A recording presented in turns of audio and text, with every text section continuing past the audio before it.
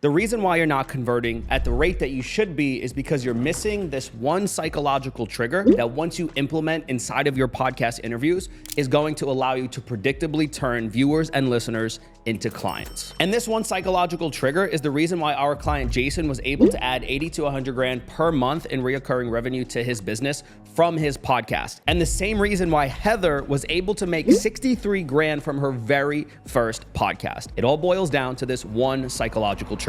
Now, if you're new here, I'm Devin Rodriguez, founder of podcastguest.io, and all we talk about on this channel is how to convert your podcast appearances into a predictable client acquisition system. And we drop all of the best practices on here of how you can actually do that. So let's talk about the number one psychological trigger that you need to use inside of your podcast interviews to predictably turn viewers and listeners into clients. Now, in order for you to understand what this psychological trigger is, let me first tell you what it is not. And I'm doing a little bit of foreshadowing here.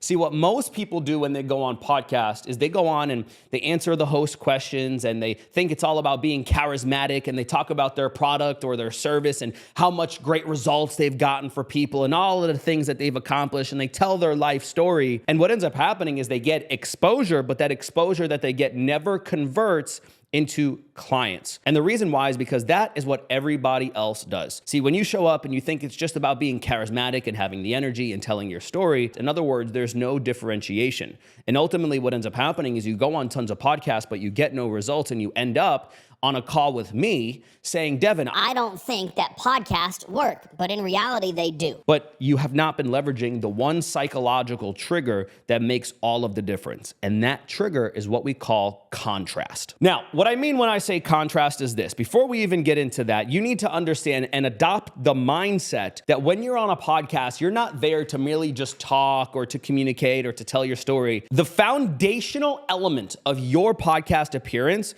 needs to be that when you appear on a podcast, the way you deliver your content needs to be in a way where you are giving people a simultaneous explanation of why everything they've ever tried in the past has not worked and the negative consequences associated with those things, and what the thing that will work looks like and the positive consequences associated with that. So on one end of the equation, you need to be really darn good at communicating to people, hey, these are all of the things that you've tried in the past. These are the negative consequences associated with them, and this is why it hasn't worked. And on the other end of the equation, you need to be really good at saying, hey, despite trying those things, here's what you need to do instead, the thing that you probably haven't done, the positive consequences associated with those, and the ultimate outcome that will help you achieve. But most people don't do that. The host just asks them a question and they just answer it. And they don't understand the fundamental concept of contrast. See, the thing is that people only understand what's good when they first understand what is bad. I'm going to share two examples with you. Growing up, I used to eat London broil.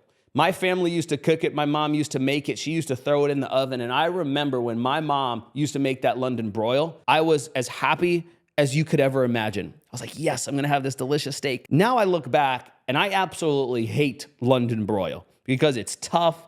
It's not flavorful. It's not marbleized. It was in the oven. I don't really like that. How did I come to that conclusion? Well, when I had my first A5 Wagyu, I was able to see what a truly good steak was like. Or you ever see that person in the gym, maybe you, where you thought you were doing an exercise right, but you didn't understand what was right until a trainer pointed out what you were doing wrong? See, the thing is in order to understand what right looks like, you first have to understand what wrong looks like. And this really goes back to the concept of polarity, that for every left, there's a right. For every up, there's a down. For every coin, there's a heads and there's a tails. Every side of paper has two sides. So with that being said, understanding that that is a fundamental universal law, that to everything there is two sides. But what ends up happening when you go on a podcast, you just talk about what the right thing to do is. You share the tips, you drop the knowledge, and you're not giving people a simultaneous explanation of why everything that they've done in the past hasn't worked and why your process will be better. See, all you do is focus on your process. But the fundamental thing that you need to do is before you do that and you tell them what is good,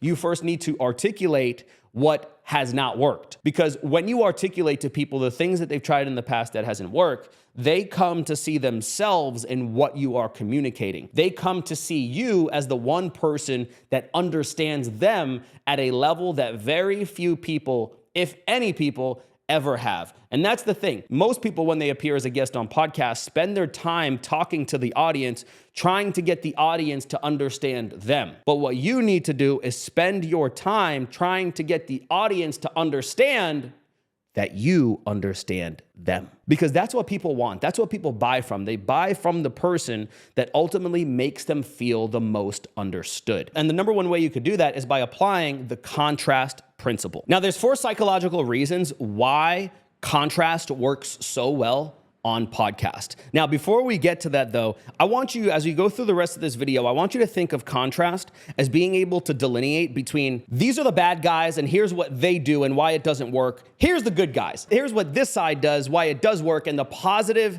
outcome that is associated with that. So always think like that. Good guys, bad guys, bad guys, good guys, good guys, bad guys, bad guys, good guys. Because when you keep that in your mind, it's very easy to keep that in the back of your head when you're going on a podcast and you're answering questions. So the way you want to think about it is, here's what most people do. The bad guys, the negative consequences that are associated with the things that most people do, and ultimately where that leads them.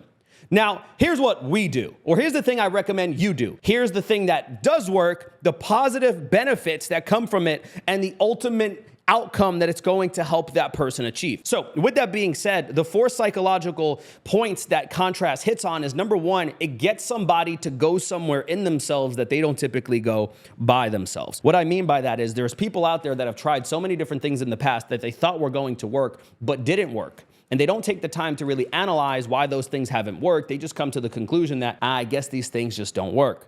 But if you can come along and help that person understand why the things that they've done in the past haven't worked, you're going to be a superhero to them. And they're gonna have one of those epiphany moments, which is gonna be another one of the psychological elements here. They're gonna come to that point where they finally understand, oh, that is why it didn't work. So instead of that person totally losing hope in the fact that there's even a potential solution, they just come to say to themselves, oh, wow, this just didn't work because I was doing this thing wrong, and that thing wrong. So there must be a potential solution out there. So the first thing when you apply contrast is you get people to see why the things that they have done in the past have not worked. And if you think about it, what does that do? That allows you to perfectly differentiate your solution to the things that they've done in the past. So if you've ever been on a call with somebody and they're like, well, I've tried these things in the past and I'm afraid that it won't work again, those things will dissipate. Because when you apply contrast and you say, here's what most people do, and then you go into the things that haven't worked. As an example, what most people do when it comes to losing weight is they think that they have to diet and eat 1,200 calories a day and do 2 hours of cardio. And ultimately that leaves them feeling motivated for about 2 or 3 days, but then at the end of their day, on the 3rd day, they're totally drained and they give up because they're exhausted. And ultimately, they look in the mirror and they just say to themselves things like, I'm such a failure. I knew it wouldn't work. On the other end of the equation, what I would say is, now here's what you actually need to do. And when you say, here's what you actually need to do, that is going to lead directly to the thing that you, coincidentally, implement for your clients. Okay, so the second psychological reason why contrast works so well is because when you apply contrast, you have to what I call stick the knife in and twist it. In other words, when you apply contrast, you get people to feel the psychological weight and consequences that those things that they've tried in the past has caused them. So it's not enough to just go on a podcast and say, yeah, you know, most people, when they go and lose weight, they work out really hard and they eat 1,200 calories. It's like, yeah, okay, I've tried those things in the past. But now if you go on a podcast and you say what most people do when they try to lose weight is they eat 1,200 calories a day and they go to the gym for at least 2 hours on a daily basis. And ultimately, back of your head, you know that this isn't going to be something that you can sustain. And then after a long day of work, you go to the gym, you come home, 10 o'clock, your kids are hounding you because they finally saw you from the first day. Your husband wants you to cook dinner. And finally, when you sit down on the couch, you just fall asleep. You can't have any time to yourself because you're so exhausted. And ultimately, that probably has you in a position where you've given up multiple times because you've tried things that just aren't practical for your specific lifestyle. So you've had this desire that you want to get back to your dream body, but every single time you're motivated for a few days, but then you give up simply because you were doing something that wasn't practical based upon your lifestyle. So I didn't just say, here's the negative consequence. You go to the gym and then you give up. No, I'm describing how it's going to affect them and how it has affected them. And the reason why this works so well is because people come to see themselves in what you are describing. Notice, I'm not telling people something. I'm describing the scenario to that person. Now, you might be saying, but Devin, Not everybody's gonna have that specific scenario. got it. I understand that. But they're going to have their own version of that scenario. So what ends up happening is people come to see their version in your version. And when you do that, they come to view you as the one person that understands their situation because you verbalize what they internalize. In other words, you're saying out loud the things that they hold inside to be true. As an example, you probably sit there at the end of your day and you say to yourself, how much longer am I going to be able to keep this up? And then your friends and your family say to you, Hey, how's it going? How's the diet? How's the workout? And you say, oh my God, it's going great. I've lost 10 pounds. but you have that voice in the back of your head that says, you know, you're not going to be able to sustain this. And although you lost 10, you're probably going to put back on 20. You see the difference there? How we're verbalizing, we're saying out loud the things that they hold inside, the things that they would never dare say to anybody else. And this is the thing that ultimately makes people feel understood. All right, so the third psychological reason why contrast works is because after we got them to feel the weight of those consequences and we've twisted the knife by describing the situation and painting the picture of the scenario, the next thing is they have that sense of enlightenment.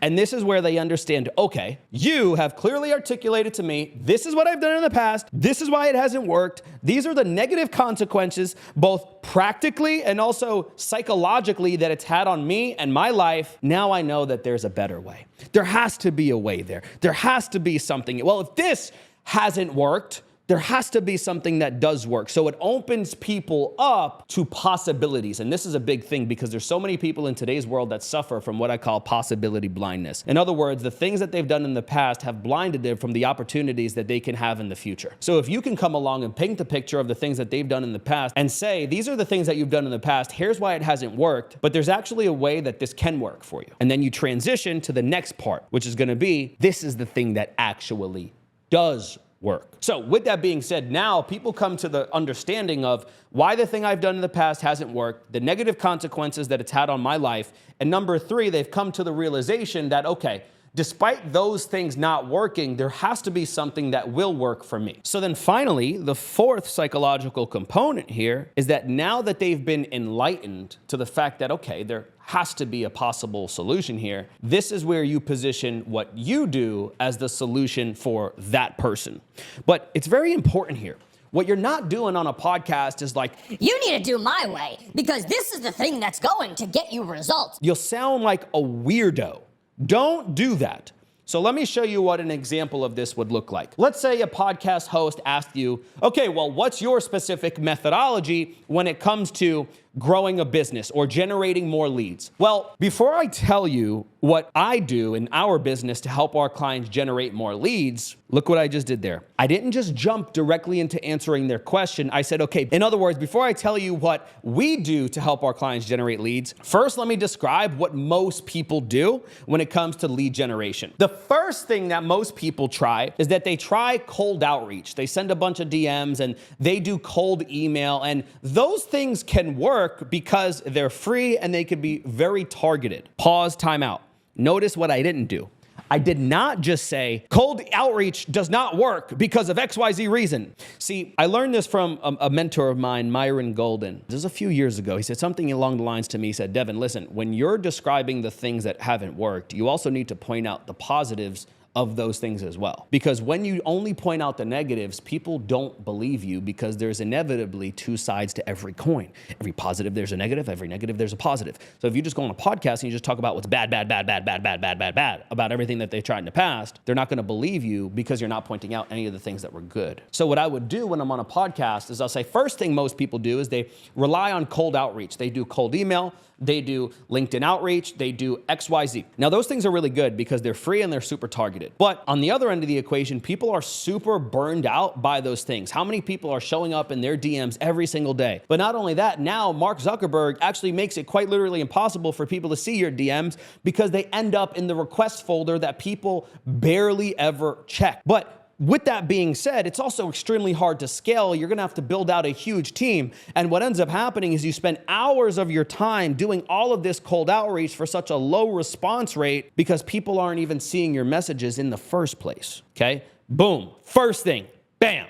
First thing that doesn't work when it comes to lead gen. Cold outreach. Say, what's the positive? Then what's the negatives? I would say is, now the second thing that people try is paid advertising. And paid advertising is great because hypothetically it could work very fast. But what people don't tell you about cold advertising is that before it could work fast, it must first work slow. In other words, what people don't get is that in order to scale paid ads, you need to validate an ad strategy. But the only way that you validate an ad strategy is if you first get enough data. And the only way you get enough data from running ads is to run ads and spend a lot of money. What most people do is they do $50 a day or $100 a day, but that doesn't give them enough data to be able to make an educated decision. So what ends up happening is they'll run ads for a few days and spend a couple $100 and they'll just say, oh, it doesn't work. But they never had the budget to make it work in the first place. So the first thing is that ads are going to be extremely expensive. You have to have a massive budget up front in order to get it to work. The second thing is that even if somebody sees your ad, people have ad fatigue.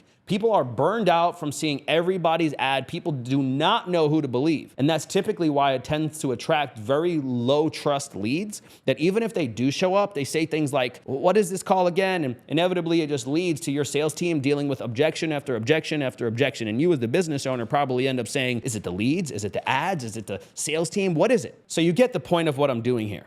I'm describing all of the things that was wrong with that. And then here is how I would transition. Now, on the other end of the equation, what we see work best when it comes to lead generation is going to be appearing as a guest on the top ranked podcast in your specific niche. Now, the reason why this works so well is going to be simply because when you go on a podcast, you know that the people that clicked on that podcast are there because they want to. In other words, you're getting in front of very high intent leads. Now, on the other end of the equation, one of the downsides when it comes to podcasts is it's gonna take some time. You have to find the shows, book the shows, go on the shows, they gotta edit the shows. But the good thing is that once you build this asset, which is your brand, you get to use it forever. You see what I'm doing there? I'm also saying, hey, the downside of podcasts is sometimes it takes a little bit of time. It's gonna take a couple months. So here's what most people do, the negative reasons why it does, or the negative consequences why it doesn't work. Here's what we do. Here's what I recommend, but I don't come out and I don't say, here's exactly what you need to do. Here's why you need to work with me in my business. No. So when it comes to lead generation, here's what most people do. Here's what I would recommend you do. When it comes to losing weight, here's what most people try, but here's the thing you actually need to do. So that's how I want you to think about it is, in your mind, psychologically, whenever a host asks you a question, don't just jump directly into answering the question because the audience is not going to understand the significance of what you're saying until they first understand the opposite of what you're saying. So the easy way to think about this is, yes, good guys, bad guys.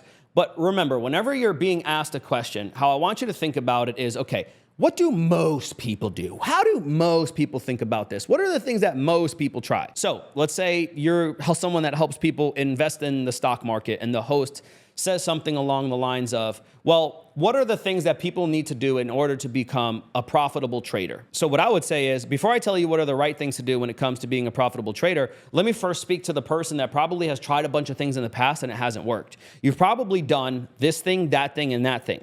Now, here's what you actually need to do. And the things that they actually need to do are going to be the things that are aligned with your specific offer. Now, here's the thing. This is why we do such high-level training with our clients, because it's one thing to learn about this. It's a completely other beast to be able to actually apply this and to get live training and feedback on how to specifically implement this inside of the content that resonates with your audience and your message. I'm getting excited here moving this thing around. I'm getting pumped up because this contrast stuff works so well. So with that being said, I want you to think about this. Whenever you're going on a podcast, my job is not just to tell people what to do. It's going to be to tell people, hey, these are the things you've done in the past. Here's why it hasn't worked. By that point, they say to themselves, oh my God, wow, now I finally understand what was wrong with all of those things. Here's what you need to do. Oh, wow, now I see how different those things are from the things I've tried in the past and why that thing is going to be most effective. And here's the best part. You position yourself as the bearer of that new vehicle, of the new way, of the thing that they now believe would work. So at the end of 45 to 60 minutes, people clearly understand that there's a better way. And that better way just so happens to be the thing that is your solution, the thing that's your methodology. So if you were telling them, hey, in order to lose weight, most people try to live in the gym and eat 1,200 calories a day. But actually, here's what you need to do. You need to increase your caloric intake. You don't need to do blank, blank, blank. So now, what your vehicle is, or your product or your offer, coincidentally, has that better way. So you position yourself as the leader that they want to follow, that now is going to help them leverage that better way in order to get the end result. That's the big thing to end with here, is everything revolves around the end result. Here's the things you tried in the past. Here's why it hasn't worked. And here's the negative consequences it's led to. That negative consequence is ultimately something that has pushed them farther away from their dream outcome. On the other end of the equation, here's what you need to do. Here's all of the benefits that come along with that. And here is how it is going to help you achieve your dream result, your end result. So get really good at that. Speaking at how one thing is pushing them farther away from the end result, and the other thing is pulling them closer to the end result. So can't tell you enough how important contrast is when answering questions whenever you are a guest on a podcast.